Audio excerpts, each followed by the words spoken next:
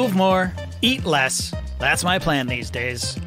That and trying to make healthy choices when it comes to food. So, unfortunately, that pretty much rules out the greatest midnight snack there is, cereal. I mean, I guess you could eat a healthy cereal right before bed, but who has a hankering for bran in the middle of the night? Not me. Well, healthy cereal no longer has to be boring. Magic Spoon has the amazing flavors you love, but without all the bad stuff, and it's an amazing midnight snack right before bed. Listen to this. 0 grams of sugar, 13 to 14 grams of protein, 4 net grams of carbs, and 140 calories per serving. It's keto-friendly, gluten-free, grain-free, soy-free, and low-carb. You can build your very own custom bundle with flavors like cocoa, fruity, frosted, peanut butter, blueberry, cinnamon, cookies and cream, and maple waffle. Any of these sound familiar? They sure taste familiar. Go to magicspoon.com/nodunks to grab a custom bundle of cereal and try it today. And be sure to use our promo code NODUNKS at checkout to save $5 off your order. Thank you, Magic Spoon, for sponsoring this episode.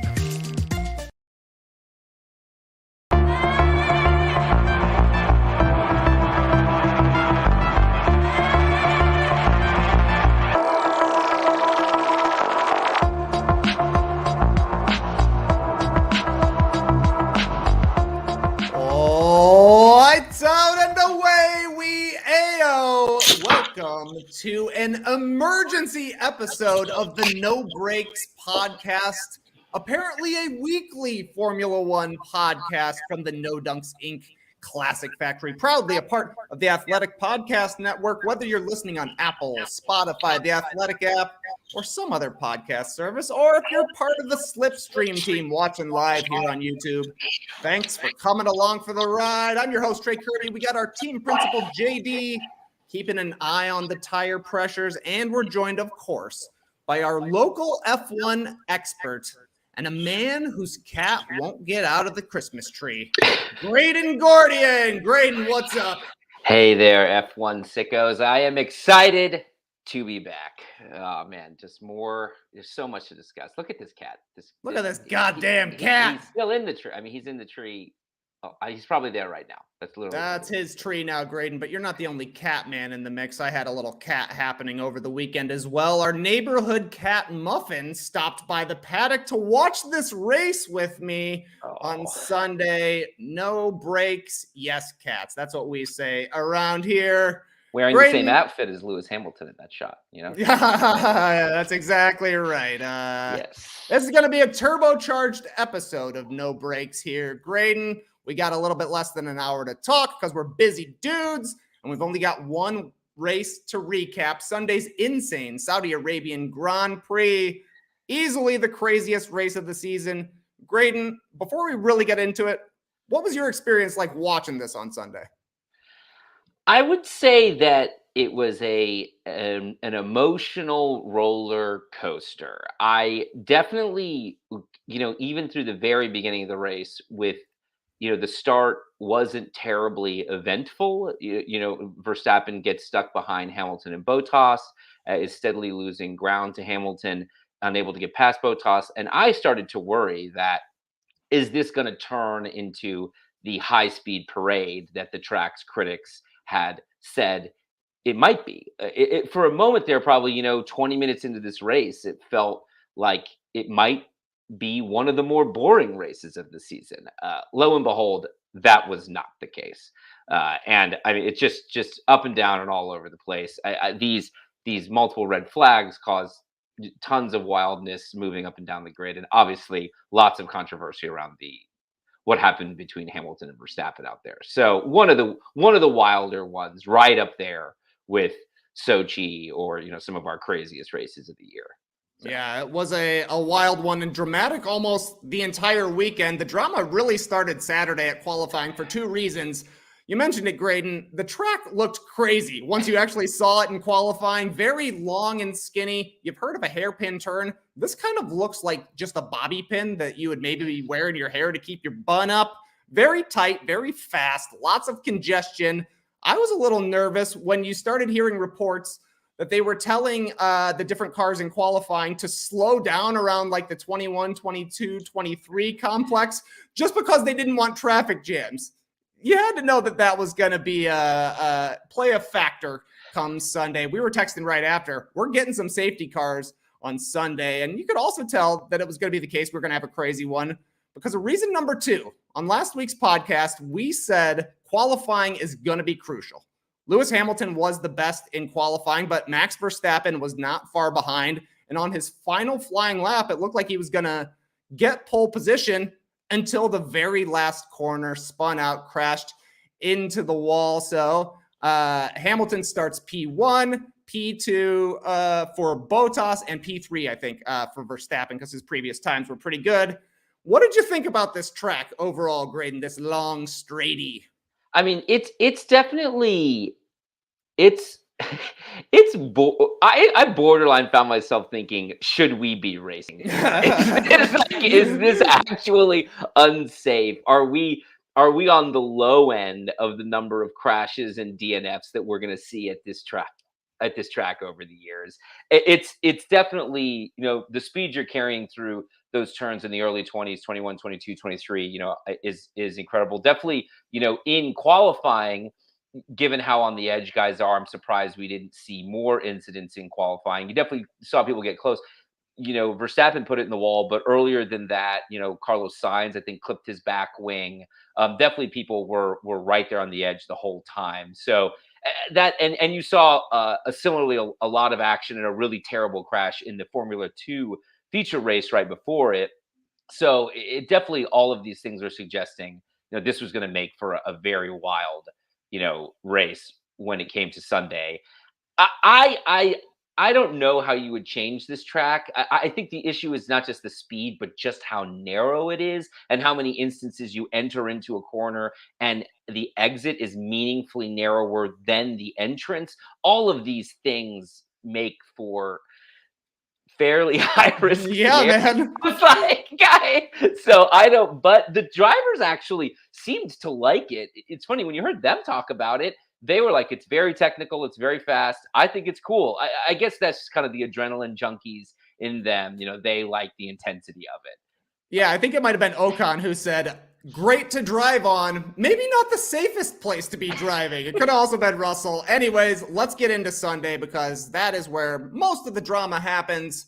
No offense to 18 of the 20 drivers out there, but it's going to be pretty much all Hamilton and Verstappen today. We'll start at the start, the first of 3 in this race.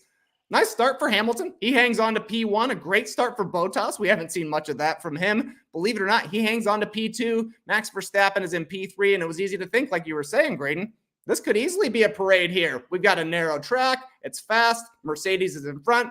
Red Bull is in behind. Write it over. It's done. It's all done. Au contraire, mon frère. Lap 10. Mick Schumacher spins into the wall. Pretty gnarly. And it's a yellow flag.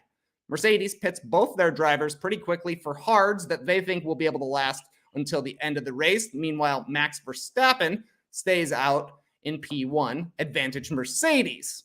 At this point, Max Verstappen is complaining that the safety car is going too slow ahead of him, and also that Valtteri Bottas is going too slow behind him. What was that all about? That was like the earliest complaints we heard, and even then I was a little confused. I think the issue is that it was kind of impacting who they might be ahead as people pitted, especially with Hamilton. When they're, you're getting a short pit stop at that point. So him slowing the whole pack up, it means Hamilton can get in and out of the pit and have lost fewer places if Bottas isn't enabling, or if he's not able to gain as much time getting around the track. So it's making the pit stop for Hamilton even shorter, I think, was his concern at that time. So but it ends up not really mattering. Yes. It ends up turning out to be a Red Bull advantage here. Yeah, it ends up not mattering about 2 minutes later when the stewards realized that the damage to the barrier from Schumacher's crash is too bad. And honestly, it looked pretty bad. I think they said he went into the wall at like 155 miles per hour. He's certainly knocked into it. This thing eventually turns into a red flag. So the session is stopped, which means a free pit stop for Verstappen. You said it, advantage Red Bull right there. Now it's Lewis Hamilton's turn to complain. He says he didn't think there should be a red flag. To me, pretty obvious. I mean, this was a big chunk of the course that needed to be fixed.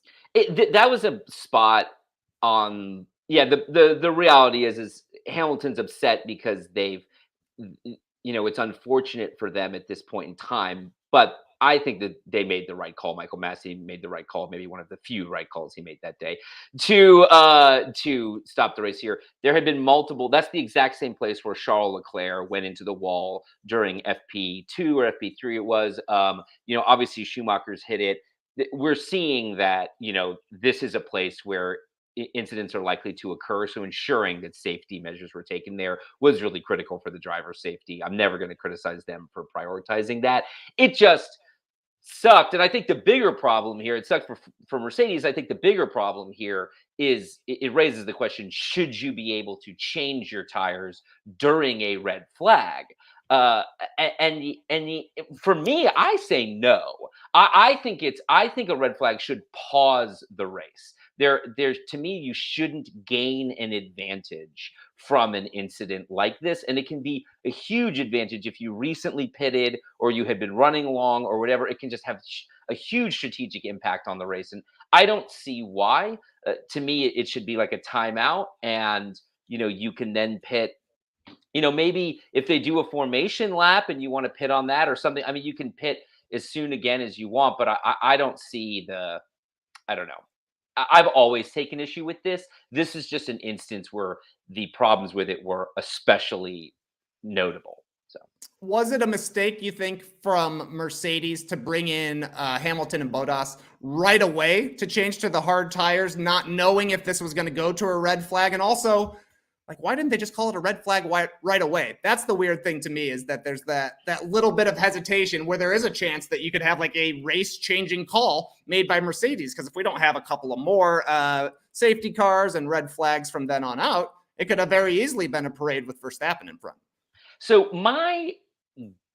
at the time, I thought Red Bull was taking the bigger risk because in theory, they've called a yellow. They've sent out a safety car. They'll restart the race at some point, and he'll be in front, and then he'll need to pit. He still would need to pit and change tires, and he would have to do so under live action. So they were kind of betting that either a red flag would come or there'd be a future, yellow or red flag.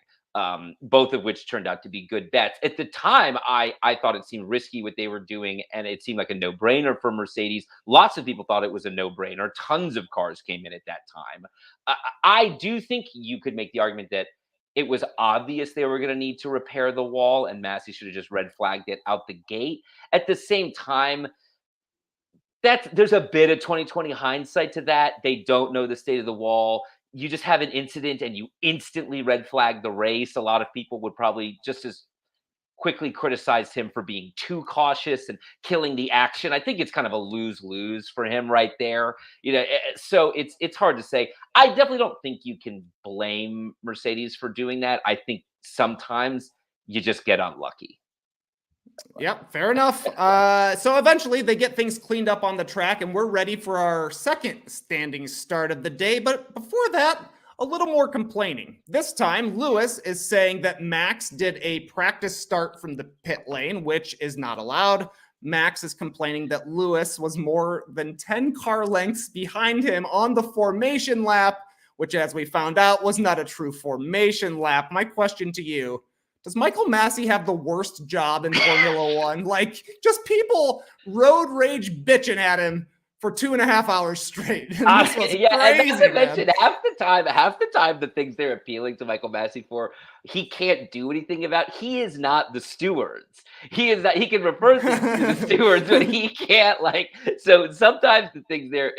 In this instance, I thought Hamilton had a point. I rewatched the replay. It did look like Verstappen almost did a practice start. It was right on the edge. As it turns out, the 10 car lengths rule I knew about the formation lap it was news to me that a standing safety car restart is not a formation lap, and therefore that rule does not apply. I did not realize there was any distinction between those two events. So that was something that I found out in real time. I think like a lot of F1 fans. I think that so we're all learning out here. It's exciting times, but I was feeling for Michael Masi on this one. Oh, tough stuff. They eventually make it to the grid for start number 2. Another slow start for Verstappen, starting in P1. A great start, though, for Hamilton. They are side by side into the first corner with Hamilton a little bit ahead. Max Verstappen cuts the corner, goes over the curb, comes back across Hamilton, pushes him wide. Hamilton swerves to avoid the collision, so Verstappen passes Hamilton and Esteban Ocon off the course to move into P1. Hamilton drops back down to P3. Meanwhile, Ocon slides into P2. What'd you think of that move from Verstappen? I mean, this is it felt borderline. This is a desperation move, is the reality of it. I think he knows if Hamilton nicks him here and gets out in front, it looked like Mercedes had the pace for race pace. In quali, obviously Verstappen looked like he had a chance at pole, but once you put the hards on and we're going lap after lap, it looked like Hamilton would likely pull away from him. So he had to maintain his position, and in order to do so, I mean, he blatantly cut the track. They were just going to have to accept some type of penalty. They got, things get weirder from there, but he Yeah. I definitely thought this was a bad idea, a bad move, something that is definitely you're sacrificing long-term gains over the course of the race for just a short-term opportunity. It wasn't a smart call by Verstappen to cut the corner there. And I think Brundle said at that point, like almost dumbfounded, like he will use every part of the track, won't he? Even if he's not supposed to. But another safety car right away, Graydon, as Sergio Perez, Nikita Mazepin, and George Russell crash a little bit further behind at that same first corner. I was laughing so hard that they had a second red flag on the first corner of the first lap after the first restart. There's debris everywhere. The red flag comes down. So we're getting ready for our third start. And I think we're 16 laps into the race at this point. It was a pump fake festival. This time, Masi has ordered Verstappen down to P3 behind Ocon and Hamilton for that incident at the first corner. I think that is true. Well, no, but I've never witnessed anything quite like this before. I don't think many people had, where Masi calls Christian Horner, calls Red Bull and offers to move him down rather than they're negotiating. They're not negotiating the penalty. Oh, did he order him? I thought he said no. That's what Vitor's saying. Ordered, no offer. We would like to offer you on the grid. And not to mention what they were offering was unclear initially. Everybody they had to clarify exactly where they were putting him. I've never seen that before. I guess in this instance, what it was I will refer this incident to the stewards. If you do not take this place right here, it'll be the equivalent of having been ordered to give back the place. And you and I know well that this will be a penalty because you absolutely cut the corner. and they accepted that. But I had never seen anything quite like that. I mean, so you're telling me there's not usually bartering in Formula One? I guess it's not all that different than them calling and saying you need to give the place back and them potentially refusing or accepting. In that sense, if they say, no, I'm not giving the place back, they're risking a penalty. It's similar to that, but it normally doesn't happen when the cars are standing still. And they normally don't say, let me think about it. Give me a minute. Which I think he literally said. Let me think about it. Take your time. We're just racing out here. No big deal. We should introduce bartering into American sports. It should be you should be able to walk up to Greg Popovich and just hash it out real fast. I think that was a foul. Well, but What if it Yeah. wasn't? What if we just called it out of bounds? Or, so. Yeah, it's like maybe they send Andre Drummond to the line and the Sixers are like, how about instead of him shooting 2 free throws, we let Seth Curry shoot 1 free throw? What would you think of that? Something to think about. I don't hate it. I would say also of note, getting ready for this second restart, Max Verstappen on medium tires while Hamilton is sticking with his hards. Why do you think Red Bull kept Verstappen on mediums and not hards, knowing that the hards are likely the only ones that are going to be able to finish the race at that point? So I do think Red Bull thought the mediums would take them further and they wouldn't hit the cliff as hard as they eventually do. But I also think that they knew starting where they were, they needed the faster pace off the starting line that the mediums would provide. And they needed to be able to get the jump, and that the mediums would be a meaningful difference in terms of the speed they had in that run down to the first corner, as they proved to be. It was a good call in that regard. But I think, overestimated long-term the life of those tires. But they must have believed they would make the rest of the race, because the prospect of pitting again, unless they were yet again taking another gamble and saying, let's go on the mediums now because we're sure to have yet another red flag. Unless that's what they believed, in which case it would have been a brilliant move. If 10 laps later there's another red flag, Verstappen probably wins this race. Well, and there were several virtual safety cars after this third restart as well. And like you mentioned, the mediums definitely helped Verstappen get the jump on Hamilton. Verstappen had his best of 3 starts on Sunday. On this third restart, he had an awesome one. It passes inside both Ocon and Hamilton, gets into P1, looked like Reggie Bush with the cutback. He was on the outside, swerved down onto the inside, almost another collision at the first corner between Verstappen, Ocon, and Hamilton. Hamilton kind of pulled out of that one, it looked like, because he was very nervous about making sure his car finished. Ocon pulls a Verstappen, just takes it wide, goes over the curbs, and after the lap, we're looking at Verstappen, Ocon, Hamilton. Lap 18, Hamilton passes Ocon for P2, and it's on. 32 laps of Verstappen versus Hamilton, because these two blew away the field. Like, nobody was even close to them. And I appreciated the broadcast wasn't really going down to the back markers at all. They're like, this is all that matters right now. And it totally did. Hamilton could not get into DRS range, though. The way it would go, Max would dominate the first sector, push it out to maybe a 1.4, 1.5 second advantage. The second and third sector, Hamilton would get it down to maybe 0.9. Rinse and repeat with that dirty air. I hate dirty air. One of my least favorite things. In the meantime, we get a couple of virtual safety cars that really help save Max's mediums. And there is debris everywhere for these safety cars. There was that great shot of somebody hopping on the track, running out, grabbing a piece of carbon fiber, then hopping back behind the fence. I love that. What were you thinking during this, Graydon? Were you thinking that all of these little slowdowns were actually going to help Verstappen's tires last until the end? Yeah, I was. At the time, I thought, Red Bull has played this perfectly. The mediums are going to be more than sufficient to take them to the end, especially after, they were right there on the edge. I think they had estimated that they needed to go, that the mediums could go 30-ish laps. But with all those under virtual safety car, I thought, they've got this. He's going to be able to hold on to it. And I didn't think that it looked like Hamilton was never going to be able to do the pace through sector 1 to catch him.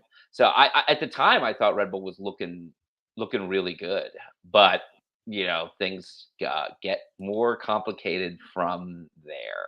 Lap 37, that's the one, Graydon. We're back to racing, and Hamilton has his first real chance to overtake Verstappen. He's in the DRS zone down the back straight. He's in Verstappen's slipstream, and he's got the advantage going into that turn 1 again. So Max Verstappen cuts the corner again, pushes Hamilton wide again to hang on to P1. At this point, Lewis just says, this guy's fucking crazy, man. I love that line. The stewards note the incident. Verstappen has to give the place back. And Graydon, that wasn't even the craziest thing that happened on lap 37. On the back DRS straight, Verstappen slows down to give Hamilton the place back. Hamilton is either unaware that Verstappen is giving the place back, confused about what's happening. Maybe there's another virtual safety car. It seemed like there was one every 3 laps regardless. He smacks into the back of Max Verstappen, and Verstappen just zooms off into the distance. This time, Lewis gets on the horn and says, he just brake tested me. Also got another great reaction from Toto Wolff. In this one, we've seen him pointing at the camera. This one, he was slamming his headset like JD just heard a leaf blower on the stream. Look how angry this guy is. Do they just have a camera on Toto at all times here? I think they do. They have to, man. This is a crazy incident. This is very confusing. Honestly, Brundle and Crofty are confused. I think that no one was super clear here. I'm not surprised that the stewards waited till after the race to make a ruling on this incident because and in real time, it was unclear whose fault it was. Did Verstappen leave him enough room to go by? Why did Hamilton get so confused when Verstappen slowed down? Why, when he slowed down, didn't he just zoom past him in the first place?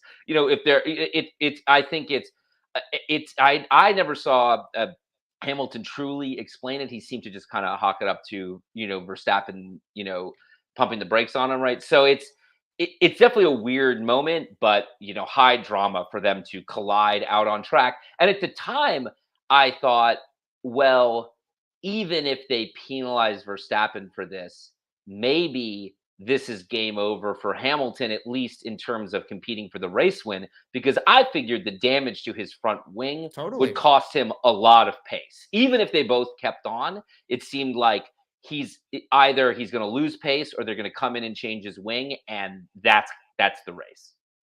So which did you think it was more of, Graydon? You think this was more of a miscommunication for what was happening between Red Bull and Mercedes, because Red Bull said they were letting Hamilton get the place back?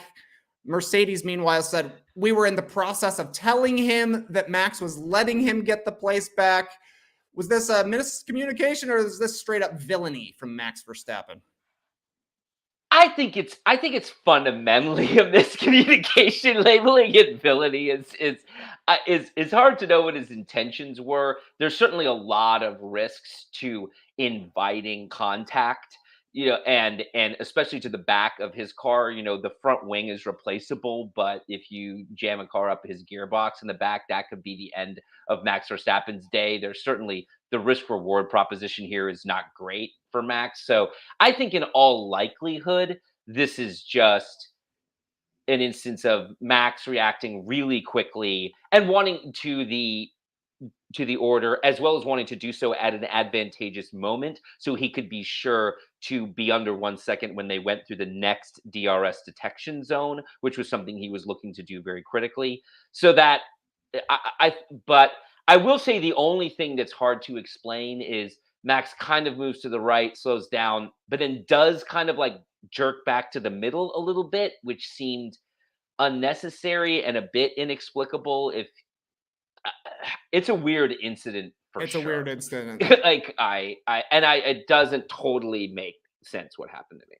So. Well, what eventually happens is Verstappen got a 10-second penalty for this, right? Which kind of had no effect on the race, which is maybe the perfect call for all things considered, so how weird it was. But like you mentioned, damage to Hamilton's front wing on this, but Mercedes says it's all good. I was surprised by that too. I was like, the guy doesn't have a front wing. This is going to be like when he won a race on 3 wheels, but stewards are busy investigating the brake tap, and I think they are also investigating the second start incident as well at this point. Still no ruling yet. So Verstappen is in P1. Hamilton is in P2, a little bit further behind. On lap 43, I think, Verstappen is given his first penalty, a 5-second penalty, which is for the lap 37 incident. He's ordered to give the place back once again. Which confused me. Oh, yeah. I, in my mind, if you've been penalized, okay, you've been penalized. You no longer need to give the place back. That's what that's for. So why would you accept the penalty and give the place back? I was unclear on that. I don't know if anybody in the Slipstream team that made sense to them, but to me, it seemed like it was almost a double penalty for Max at that point. Yeah, it was very weird, but it also ended up being hilarious because of the move Verstappen pulled. He let Hamilton pass at the very last second of the DRS straight, and I think Hamilton was leading for like the smallest split second of time that you can possibly imagine, because Verstappen then just goes right past with DRS, and he's in the lead once again. Now, this is legal, right? I believe like this little DRS gamesmanship they're doing here. That's the kind of move that seems like it should not be legal. Even though I believe Hamilton is actually one of the pioneers of this. I think he was at the 2008 Belgian Grand Prix. He was, I think, one of the first guys to be like, "Oh, I'm gonna let him by right before we go through the DRS detection zone, and then just blow past him." I forget what the other car in the incident was. So it's a little bit easier said than done. Max obviously very skillful in his execution of it. It does feel ridiculous and perhaps very much the letter, but not the spirit of the law in this instance. But anytime you can pull a move like that actually makes the broadcasters laugh, I think it's good. You know, it might be a little skirting the rules, but I think it's good if you can make the broadcasters laugh. I mean, it's legal. What I do think is peculiar is what I always think is peculiar is having DRS after having overtaken someone, because he lets Hamilton go by, goes to the DRS detection zone, slips past Hamilton, which I'm surprised Hamilton allowed him to do so easily, or he was just able to do so easily. In theory, they're both going at full speed, or even Max has had to slow down at a critical moment, and in theory wouldn't have been carrying as much speed, but then gets the open wing, went out in front to reestablish his lead, which I've always thought was peculiar. I feel like DRS should maybe no longer be enabled if you're only opening the wing once you've passed the person. I don't know. It definitely feels weird, right? I mean, it felt weird, but it was awesome. Yeah, it's like I don't know. I love a loophole. I just love a loophole. It's a loophole. That was a great. It's a great. Yeah, absolutely. It's a loophole. But all right. So lap 44, Hamilton finally takes P1. He finally gets it done. Not sure at that point if Red Bull was letting him through, or if their tires were just falling off, or if it was kind of a combination of both. Either way, Hamilton gets that one done pretty easily, runs away, sets the fastest lap, wins the race to get maximum points, which ties him up with Verstappen in the championship race, or as Crofty said, level pegging. Level pegging is what I'm going to call anytime there's a tie from now on. What a saying, Graydon. There's also a great moment on this final lap. Valtteri Bottas hits Esteban Ocon with the Toretto finish too soon, hits the DRS, passes him for P3, fist pumping as he goes past the checkered flag. I thought that was hilarious. Post-race, Max Verstappen gets a 10-second penalty for the brake check. And his post-race interview, he said, yeah, it was quite eventful. A lot of things happened. Indeed, they did. And then this was the most hilarious part to me. Max Verstappen, driver of the day. Driver of the day. The fans, I mean, what can you say about F1 fans? They are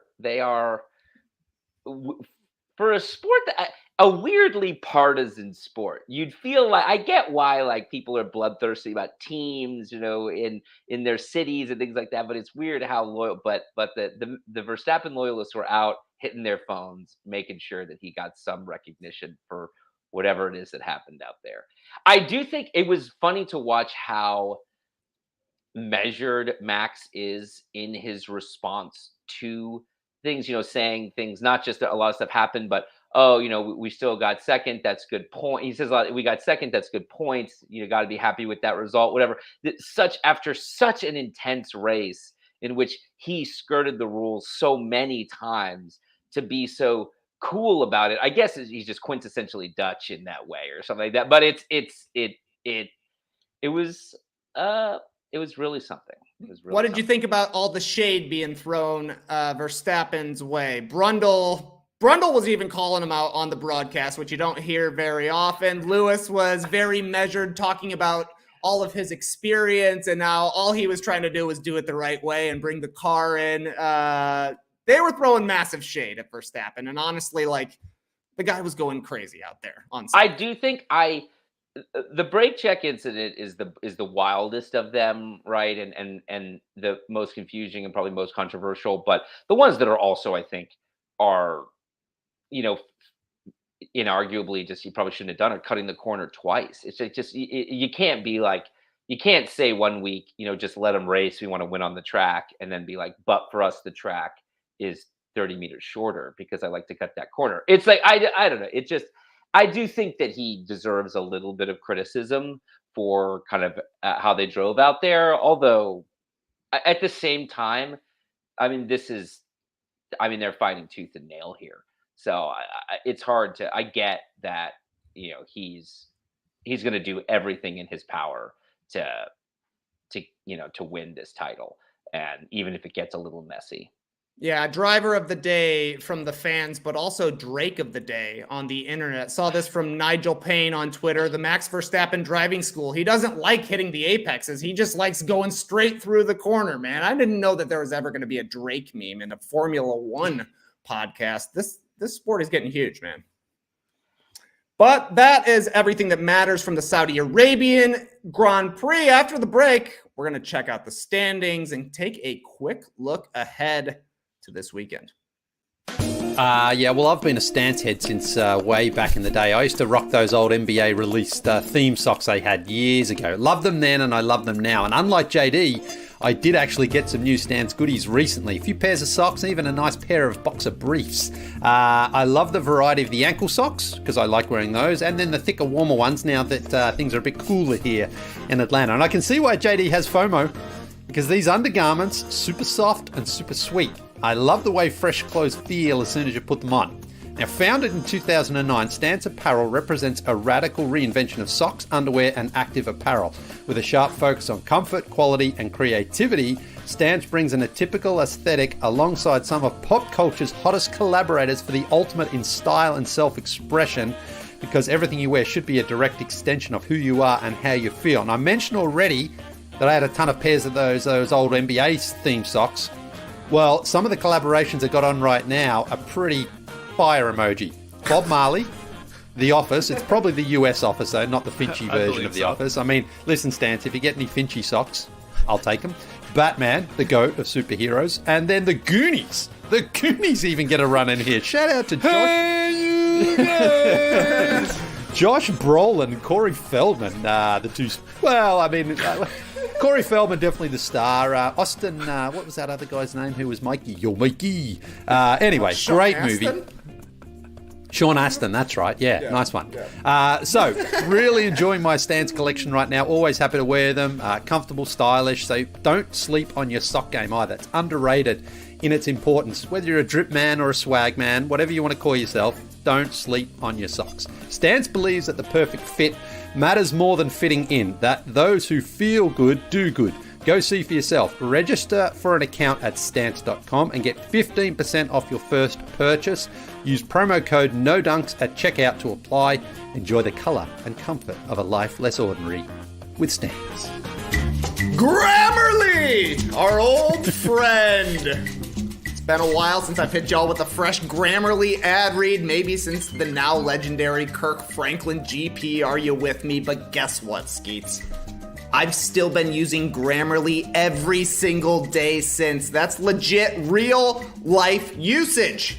Maybe you're searching for the perfect turn of phrase. Just use Grammarly's free double-click synonym feature to search for replacements for the word giving you difficulty. Or is that trouble? Or is that stress? Or is that problems? Or was it actually difficulty that you were thinking of? You can set your audience and desired tone before you start with Grammarly's goals feature. Then just watch as Grammarly makes suggestions as you go.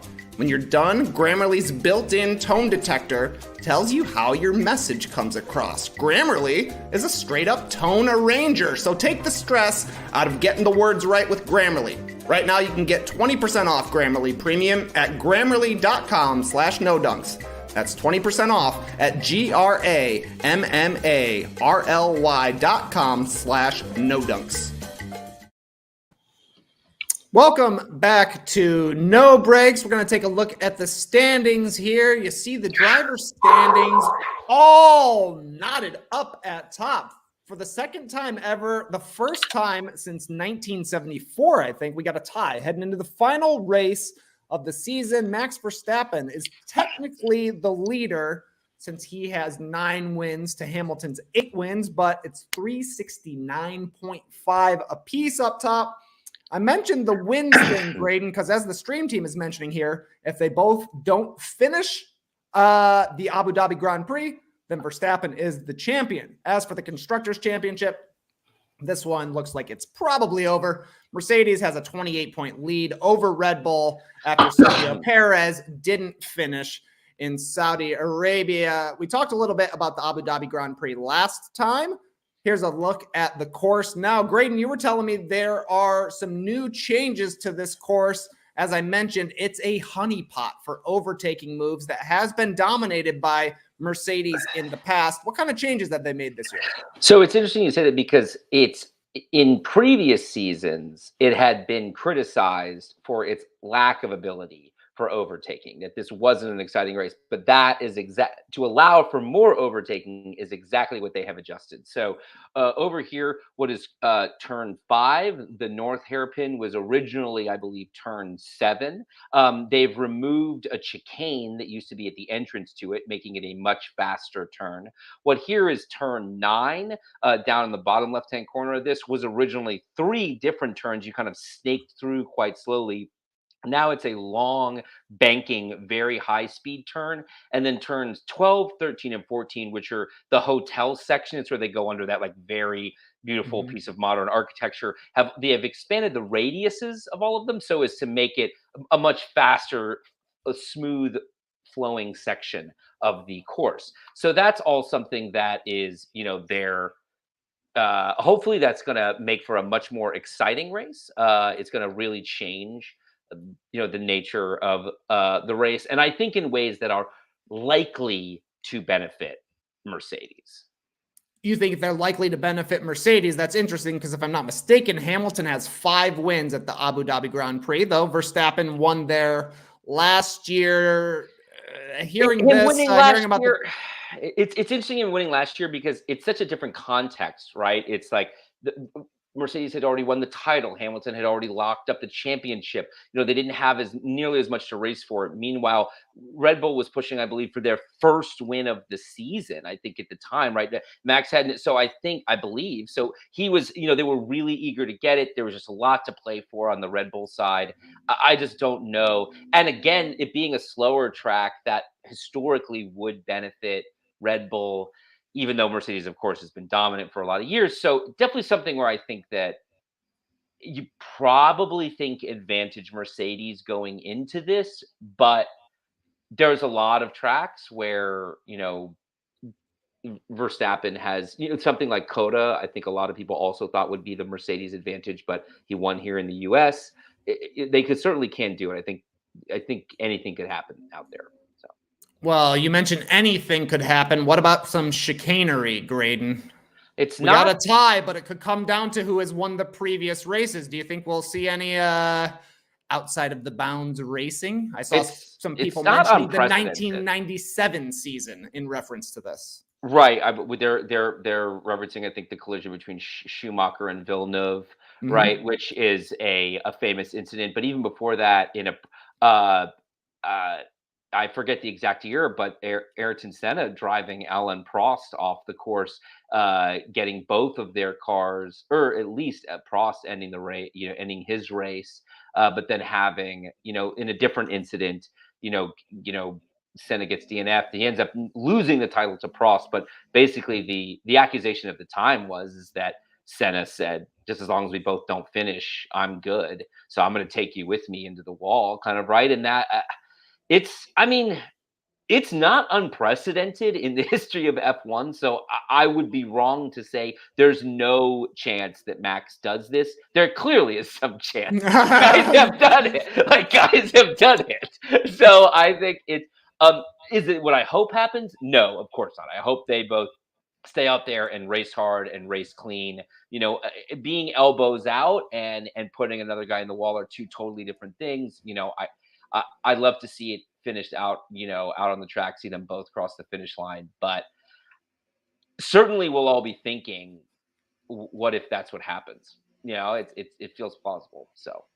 Yeah, 100%. And if for some reason it all goes standard and we're all seeing a clean race and Hamilton pulls out the win and wins his record 8th championship, this would be a tragic loss for Verstappen and for Red Bull. I saw this tweet from Tom Bellingham, one of the hosts of the great Formula One podcast, WTF1. He tweeted, if Max finishes P2 to Lewis in Abu Dhabi, he'll have scored the most podiums ever in an F1 season, been first or second in every race he's finished, with the exclusion of the Monza GP where he had some damage, and he will become only the 6th driver in history to get 9 wins in a season and still wouldn't win the title. That's almost hard to do.